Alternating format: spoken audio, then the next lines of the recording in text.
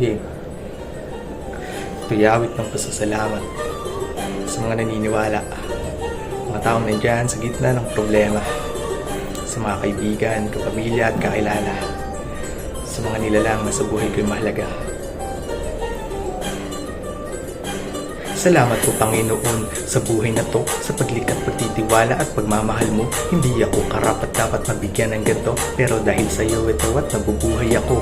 Salamat din sa taong tinatawag ko tatay na naging parte ng biyahe at makulay kong buhay. Siya na umaki sa akin patungo sa iyong bahay na maging ehemplo at bilang buhay na patunay. Salamat din sa nanay, ate, lolo at kuya sa Cavite na naging bahagi rin ng istorya at nakuhanan ng aral hango sa eksperyensya nilang dala-dala bunga ng iyong grasya. Salamat din sa buhay ng aking mga kapatid, mga tao na mula no'y akin nakadikit, di man laging kasama at kasabay sa pagtawid, pero matik merong samahang hindi mapapatid. Salamat dahil nandyan ka, salamat sa lahat ng tulong at pagkaalala, salamat sa pagmamahal na walang kapalit, salamat ng marami ang nais kong ipabatid.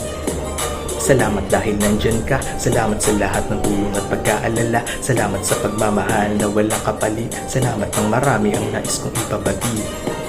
Salamat sa pamilya at mga kamag-anak na buot naniniwala sa aking bawat pagtapak. Salamat din sa mga tropa kahit magkalayo, nasan man dalangin ko'y nasa mabuti kayo. Salamat din sa mga taong tila ba dumaan sa aking kwento at nagbigay ng karanasan. Salamat sa lahat ng lamat na makabuluhan, mga aral na kilan may di mapapalitan.